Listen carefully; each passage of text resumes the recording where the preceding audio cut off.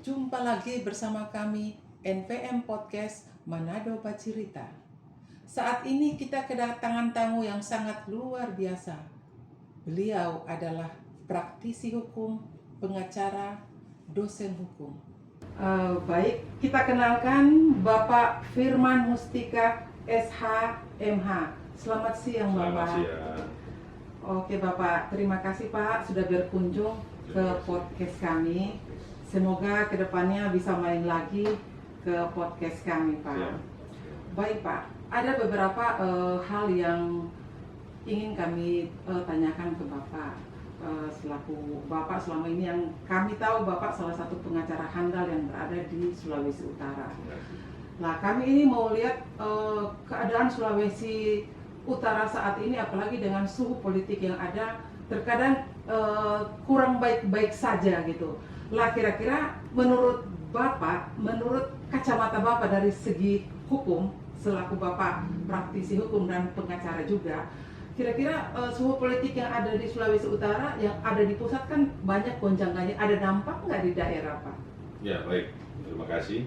Luar biasa sekali ya. Bismillahirrahmanirrahim. Assalamualaikum warahmatullahi wabarakatuh. Shalom, selamat siang. Om Swastiastu, Namo Buddhaya. Jadi menarik ya, karena sudah mau 6 bulan dari pelantikan sekira Februari Bapak Julius Silvanus Komalin dan Dr. Victor Mailangkai SH.MH sebagai gubernur dan wakil gubernur, juga kabupaten kota lain yang kemudian bupati wali kotanya juga serentak ya dilantik di Istana Negara oleh Bapak Haji Jenderal TNI Haji Prabowo Subianto. Kalau ditanyakan bahwa bagaimana perkembangan politik pasca pilkada pada bulan November dan juga masuk ke Mahkamah Konstitusi beberapa kabupaten kota, salah satunya Manado, dan kabupaten lain yang kemudian digugat di Mahkamah Konstitusi, dan akhirnya Februari yang berlanjut itu yang saya lihat itu adalah Kabupaten Talaut, dan kemudian ada PSU dan dimenangkan lagi oleh pasangan dari PDIP ya yang ada di sana. Jadi melihat perkembangan politik hari ini bulan Juli ya, saya sebagai praktisi hukum sebenarnya kalau bicara terkait dengan historikalnya adalah saya ini kemarin sebelum jadi seorang praktisi dan akademisi, saya juga pernah ada di salah satu lembaga survei. Lembaga survei itu saya pernah di LSI, saya juga pernah di LP3S, pernah jadi relawan survei di sana, di LSI, baru kemudian banyak ya dari lembaga-lembaga survei. Kalau kita lihat perkembangan hari ini, yang paling utamanya adalah bagaimana selesai 100 hari dari kepemimpinan Bapak YSK dan Victor Mailangkai. Kemarin kami di salah satu dialog kami di salah satu media, kami pada saat Zoom itu membahas tentang bagaimana sih kinerja 100 hari kepemimpinan Bapak YSK dan Victor. Memang kita belum bisa kemudian menilai terlalu banyak, karena memang belum 6 bulan ya, masih 100 hari ini kan belum ada pencapaian. Ini masih masa di mana pergantian kepemimpinan dari Bapak Oli Dondo Kambe dan Stephen Kando ke Bapak YSK Victor. Banyak yang harus digarisbawahi. Salah satunya yang pasti kalau dari kacamata hukum, masalah-masalah kemarin seperti beberapa PNS ASN yang salah satu sekretaris provinsi juga kan ditetapkan tersangka terkait dengan kasus Gemim. Nah, saya melihat bahwa yang didorong kemudian oleh Bapak YSK Victor ini adalah bagaimana keterbukaan. Baru kemudian bicara terkait dengan posisi mereka adalah melanjutkan kepemimpinan ODSK ini itu bukan untuk mencari masalah yang kemudian ditinggalkan, tapi juga bagaimana masalah itu bisa menjadikan kepemimpinan YSK dan Victor ini akan jadi kuat. Bagaimana cara penyelesaiannya, bagaimana kemudian solusinya, gitu. Itu yang menjadi salah satu yang kita bahas kemarin. Banyak masalah, tapi kalau masalah hukum yang harus kita garis bawahi adalah bagaimana penegakan hukum itu kan harus dilaksanakan bukan hanya dari pemimpin saja. Walaupun kebijakan dan kemudian yang dilakukan oleh pemimpin itu akan berpengaruh kepada bawahannya. Yang harus digarisbawahi adalah bagaimana kepemimpinan kuat dari Bapak YSK dan Victor ini bagaimana kemudian mereka harus mengetahui bagaimana yang harus di kemudian yang menjadi sektor awal adalah bagaimana mereka mengembalikan dulu aset-aset yang ada di pemerintah provinsi. Misalnya aset-aset seperti kendaraan dinas, kan itu harus dihitung, harus dilihat dulu, harus kemudian ada pengecekan atau harus ada kemudian kontrol terkait dengan aset ini. Kenapa saya bilang aset ini? Karena di mana-mana di dalam suatu kepemimpinan, dalam organisasi pun kita ada namanya serah terima aset, kita ada namanya berita acara. Hal yang paling mendasar dalam penegakan hukum, bagaimana kemudian kita bisa bukan hanya mencari kesalahan orang, tapi bagaimana mencegah orang itu tidak berbuat kesalahan kembali. Itu penegakan hukum yang selalu kemudian yang digaungkan oleh Komisi Pemberantasan Korupsi, dan negara ini harus ada penguatan juga dari bagaimana sistem itu diperbaiki dari hulunya dulu. Gitu. Hulunya ini saya sepakat bahwa adalah bagaimana pengelolaan dan kemudian pengadaan serta kemudian aset yang kemudian dari kepemimpinan ODSK kepada YSK Victor itu harus clearance dulu. Karena kalau sudah bicara aset, ini bicara sifat. Nah, kita bisa tahu aset itu ada di mana, pengelolaannya seperti apa, anggaran yang dibiayai oleh negara itu seperti apa oleh pemerintah daerah. Itu akan kembali nanti kepada orang-orang yang mempunyai kewenangan yang didelegasikan untuk mengurus ini. Kita bisa mengukur skala manusia itu dari bagaimana dia kemudian mengontrol dan mengelola aset. Kalau bahasa kita sebagai orang bisnis, itu maintenance. Nah, kalau dia mampu kemudian tanggung jawab sebagai penegakan hukum awal dari kepemimpinan YSK dan Victor ini, bagaimana dia lihat dulu sifat daripada kepala dinas, kepala bidang, kepala seksi, yang paling rendahnya adalah ASN yang mendapatkan aset tersebut, misalnya motor dinas, kan begitu. Intinya adalah yang harus kemudian digarisbawahi bagaimana kita pada saat masuk bukan untuk mencari kesalahan daripada orang-orang atau menjadi korban politik. Yang paling digarisbawahi adalah bagaimana, yaitu kita menyelamatkan aset negara dulu. Dengan cara apa? Pengelolaan. Kita lihat mana aset-aset yang lama, mana aset yang baru, bagaimana pengelolaannya. Saya dapat informasi, diduga ada aset juga yang hilang, yang tidak lagi menjadi aset Pemprov. Misalnya plat nomor atau kemudian ada diduga orientasi dari pejabat sebelumnya, ini sudah pindah menjadi plat hitam misalnya, atau kemudian diduga dihilangkan. Nah, ini bahaya. Nah, karena kepemimpinan sebelumnya tidak ada yang sempurna, kan begitu. Jadi kan nobody perfect lah. Tapi bagaimana saat ini kalau bicara terkait penegakan hukum, saya lebih setuju bahwa yang di dalam internal dulu deh, kayak gitu. Ini dulu, karena kalau bicara kemudian ruang tamu atau tempat kita kemudian kotor, ya kita harus membersihkan dengan sapu yang bersih dulu. Begitu, dengan cara itu menurut saya. Itu dulu yang menjadi garis bawah, yang saya garis bawahi, bahwa penegakan hukum yang awal adalah bagaimana kita mengontrol dan mengelola, ya, dan segera mengetahui sifat daripada orang yang mendapatkan aset itu. Begitu. Karena kalau kita memberikan tanggung jawab ke orang, kita ukur nih. Dia misalnya kalau kita berikan tanggung jawab motor dinas, mobil dinas, bagaimana pengelolaannya? Kita tidak perlu dia memakai uang sendiri, tapi minimal dia 3 bulan melaporkan kerusakan, kan begitu. Baru bagaimana pergantian oli misalnya, baru kemudian pemakaian karpet misalnya, ya kan, pemakaian tape misalnya, itu ada memakai flash disk, AC. Nah, itu kita bisa mengukur seseorang itu tanpa kita bertemu atau kenal 6 bulan. Bapak YSK dan Victor bisa melihat dari bagaimana mereka mengelola asetnya. Kalau asetnya tidak becus, misalnya bannya sudah botak, ya kan, kalimatnya sudah tidak rekondisi lah ya, rekondisi bannya itu tidak ada pelaporan, bagaimana mau diganti, tidak dilapor. Nah, dari situ kan kita tahu bahwa orang ini, ya tuh, dari skala yang paling terkecil aja dia pakai hari-hari kan, dia memakai itu hari-hari, begitu. Misalnya kan tidak ada pengadaan handphone, tidak ada aset handphone di pemerintah provinsi. Nah, pemerintah provinsi itu biasanya aset itu misalnya rumah dinas, ya kan, atau mobil dinas.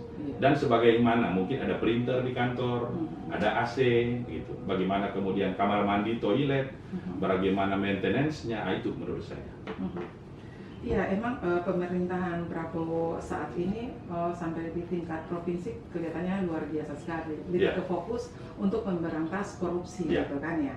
Dan sekarang kalau kita lihat begitu luar biasanya banyak, ternyata selama ini banyak sekali tikus-tikus berkeliaran Ya. di mana-mana. Betul. Dan sekarang tanggung jawabnya Pak Prabowo, apalagi di Sulawesi Utara, Pak YSK yang membasmi tikus-tikus itu, Betul. mungkin dengan caranya mereka yang seperti apa ya. Ya mereka yang lebih paham lah Ya, akan betul, hal betul, itu gitu. betul. Cuman tadi saya tertarik yang dikatakan Pak Firman tadi, masalah mobil dinas atau aset-aset yang harus diperiksa lagi Ya. gitulah, di cross check lagi Betul. gitu, kemana gitu, biasa kan seperti Ya. itu.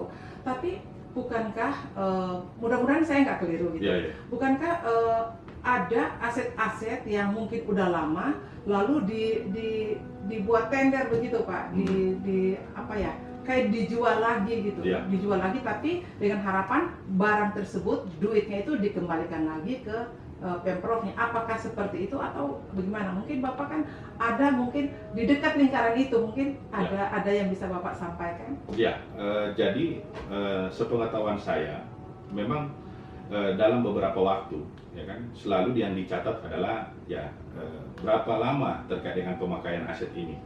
Misalnya mobil dinas, ya kan begitu. Mobil dinas itu yang saya ketahui itu untuk pengadaannya itu untuk 5 tahun, ya kan itu. Jadi setiap 5 tahun itu ada pergantian.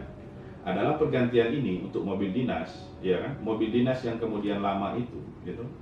Sepengetahuan saya itu bisa saja kemudian dilakukan dem di gitu dem, ya. atau Iya, kemudian ada mungkin proses lelang Iya, dan proses sebagaimana. lelang. Iya, iya. Makanya saya bilang bahwa di dalam kita mengelola aset saja yang paling dasar terkecil itu kita bisa kemudian melihat terkait di situ ada potensi.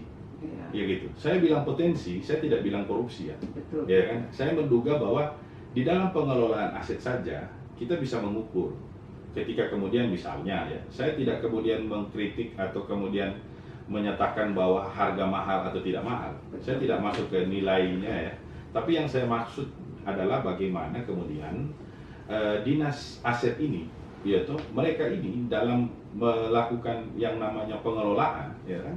Apalagi tadi disinggung Pak Prabowo Subianto ya, sebagai Bapak Presiden ini dalam 6 bulan kepemimpinan beliau, jadi beliau ini mendorong bahwa ada efisiensi anggaran, Betul. ya kan gitu. Betul. Bagaimana menerjemahkan efisiensi anggaran sementara dinas, mobil dinas, aset dinas ini tetap harus berjalan, begitu. Mungkin bisa dikatakan kita tidak perlu ke hotel. Iya. Kita memangkas untuk pertemuan di hotel. Betul. Kita memangkas pertemuan yang seremoni. Betul. Kita memangkas kegiatan-kegiatan SKPD yang kemudian keluar daerah, Betul. yang ada SPPD besar. Betul. Betul. Tapi namanya kalau orang dari rumah untuk ke kantor, dia harus pakai mobil dinas. Betul. Aset harus tetap berjalan. Iya. Begitu. Efisiensi itu adalah kebijakan dari presiden, ya kan? Tapi bicara terkait dengan pengelolaan aset, ya kan gitu. Dan aset ini tetap harus berjalan. Karena begini, kalau bicara barang elektronik dan aset, ini dilematis juga.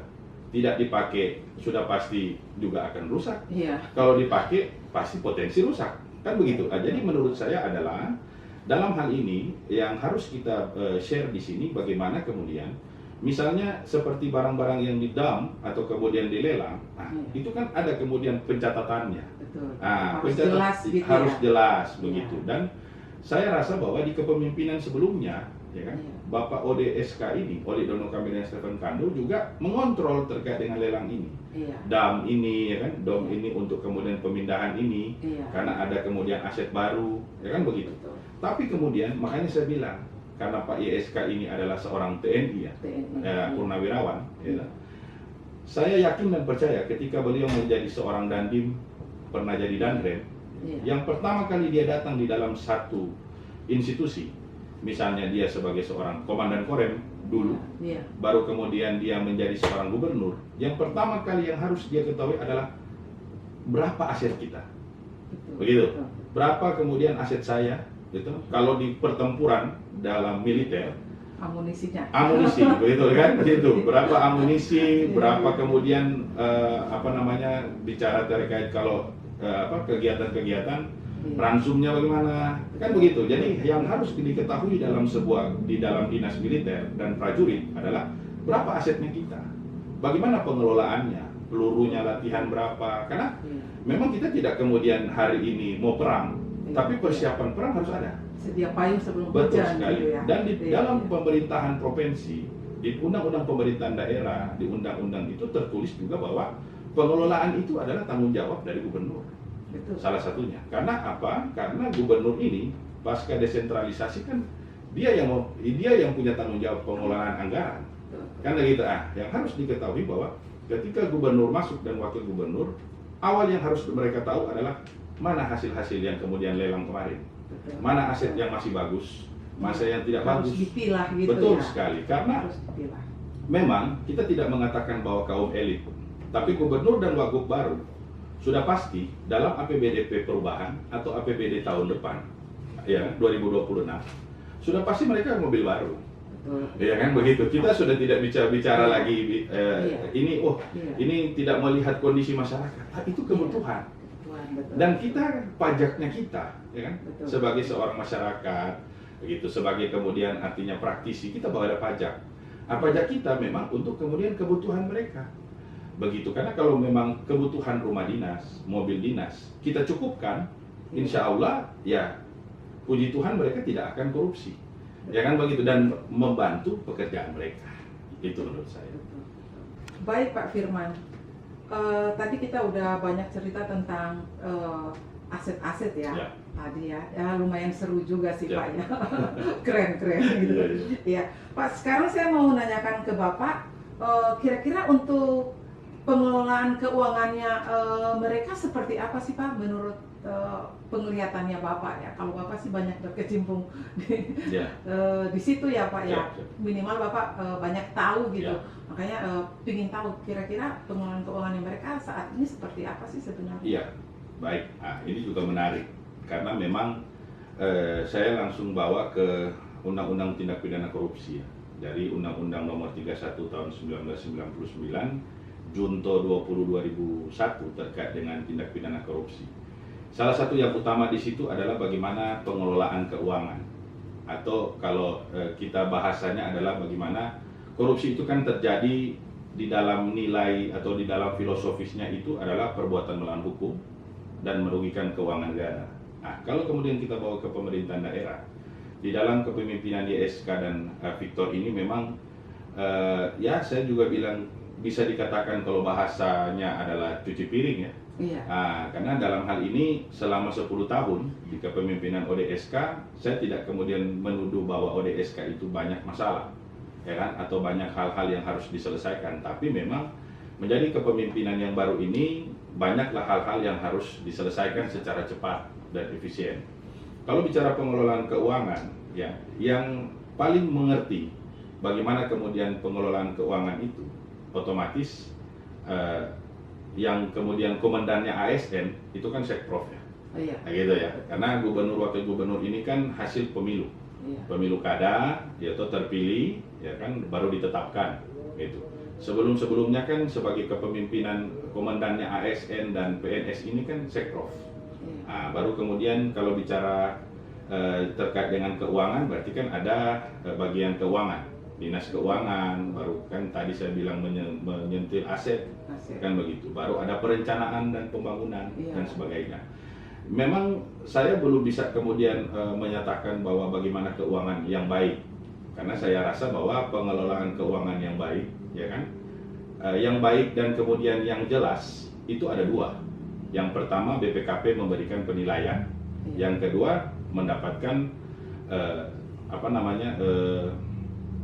penilaian ini kemudian dijawantahkan oleh BPK otomatis. Karena ya bagaimana kemudian kita bisa melihat pengelolaan keuangan yang bagus, maka harus dilihat dari bagaimana BPKP dan BPK memeriksa ini. Tapi menjadi satu catatan adalah keuangan yang baik itu harus diawali dengan perencanaan pembangunan yang baik. Inilah awal daripada Bapak YSK dan Victor. Kenapa saya bilang keuangan yang baik harus dengan perencanaan pembangunan? Karena saya menitik beratkan dan menyimpulkan bahwa setelah saya melihat kepemimpinan YSK dan Victor dari kepemimpinan OD ini adalah kita akan melihat APBD, ya, APBD itu kita akan melihat gubernur ini akan membawa kemana Betul. terkait dengan kapal besar Sulawesi Utara ini, Arahnya kemana? arahnya gitu. kemana dari bagaimana dia menuliskan itu di APBD. Betul. Misalnya dia akan concern ke infrastruktur. Maka infrastruktur yang dia buat dalam pemerintahan daerah itu harus sesuai dengan yang akan dia capai selama 5 tahun. Maka adanya kemudian yang APBD, ya gitu. Nah, dia bahas itu bersama dengan legislatif. Untuk kemudian APBD induk dibahas bersama, ya kan, penetapan RT RW dan sebagainya. Nah, ini menjadi harus dikawal ya. Ya, karena dari hulu ini perencanaan pembangunan itu akan memastikan bagaimana kebijakannya dia. Kebijakan itu diambil dari programnya dia, kan begitu? Nah, perencanaan pembangunan ini, programnya dia waktu gubernur Wagub dia kampanye, dimasukkan ke situ. Misalnya 12 program prioritas, nah, dimasukkanlah perencanaan pembangunan. Nah, dari perencanaan pembangunan semua, dia buatlah kemudian terkait dengan keuangannya dia. Misalnya dia perlu 3 triliun untuk kemudian 5 tahun pembangunan, misalnya dalam hal ini ada dia mau kerjasama dengan pemerintah pusat, dia mau bikin bandara baru, misalnya kan rencananya begitu. Baru dia mau bikin kemudian kelanjutan jalan tol misalnya. Nah, baru dia mau bikin port internasional di Bitung, kan begitu. Baru bagaimana kemudian bagaimana kemudian dia harus mendukung terkait dengan pariwisata yang ada di Likupang. Nah gitu, bagaimana dia harus hari ini kemarin kalau tidak dia membuka pelayanan penerbangan Manado Toraja. Nah, gitu. Jadi investasi yang kemudian dia bawa ini ada di perencanaan pembangunan. Gitu kan? Nah, bagaimana keuangan itu kita bisa membaca arah gubernur dari bagaimana dia memasukkannya ke perencanaan pembangunan dan keuangan. Kalau dia infrastruktur berarti dia masukkan itu banyaknya di dalam infrastruktur yang dia akan buat. Gitu. Misalnya dia akan bangun ini, ya kan, ada KONI, dia akan olahraganya baik, maka dia harus bangun KONI lebih bagus lagi, misalnya lapangan KONI. Bagus, kemudian kemarin sudah terpilih ketua KONI yang baru, cabang olahraganya harus bagus. Nah, supaya kemudian atlet-atlet atau orang-orang kemudian kader-kader ini bisa dikelola baik, misalnya kan gitu. Baru kedua, dia misalnya akan ke pariwisata, gitu. Baru ketiga, dia akan ke ekonomi, kan begitu. Dia seperti itu. Nah, jadi hal-hal itu kita bisa lihat bagaimana gubernur akan membawa kapal besar Sulawesi Utara, bagaimana kemudian kebijakan dia, ya kan, dan program yang kemudian dia masukkan itu sesuai dengan perencanaan pembangunan, eksekusinya penganggaran, baru kemudian dengan legislatif ketuk untuk APBD 2026. Begitu. Nah, kalau sekarang ini saya lihat persiapannya untuk APBDP. Gitu. Kenapa? Karena hanya bisa kemudian ini dilaksanakan eksekusinya hanya di APBDP. Karena APBD ini sudah diketuk zaman OD. Gitu. Kalau OD Dondo kami Stephen Kano sudah ketuk tahun lalu, maka YSK Victor hanya menjalankan saja. Gitu. Jadi tidak ada programnya mereka di situ. Begitu, kecuali waktu masa transisi. Tapi tidak dilantik Desember karena ada putusan MK Februari. Kan seperti itu. Jadi itulah begitu. Artinya kepemimpinan YSK Victor hari ini hanya kemudian pertama reformasi birokrasi, ya kan begitu. Bagaimana tadi aset, bagaimana nanti persiapan untuk jenjang melakukan kolaborasi dengan cara adalah rolling pastinya, kan gitu, melihat ya bagaimana kemudian orang-orang yang punya sumber daya manusia, yang punya satu visi misi dalam tanda kutip, ya kan, dan kemudian yang bisa mengelola aset keuangan yang baik.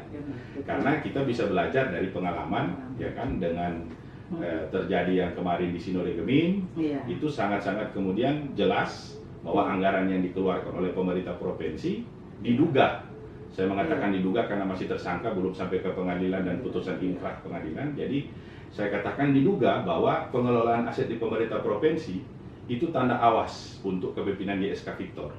Kenapa? Awasnya karena ada tersangka dari Sekprov. Dari iya kan gitu, dari ini, dari bagian-bagian keuangan ini. Jadi mantan sekprofnya tersangka, bagian pengelolaan keuangan tersangka, begitu kan? Jadi semuanya ini tersangka. Jadi ini jadi pekerjaan rumah untuk YSK Victor. Bagaimana sumber daya manusia harus worth it dengan keinginan memberantas korupsi, dan juga bagaimana program-program yang dimasukkan kepada APBD keuangan untuk mempengaruhi kebijakannya dia ke depan. Itu sih menurut saya. Baik, itu tadi episode terakhir NPM Podcast. Terima kasih. Sampai jumpa di episode berikut. Salam NPM.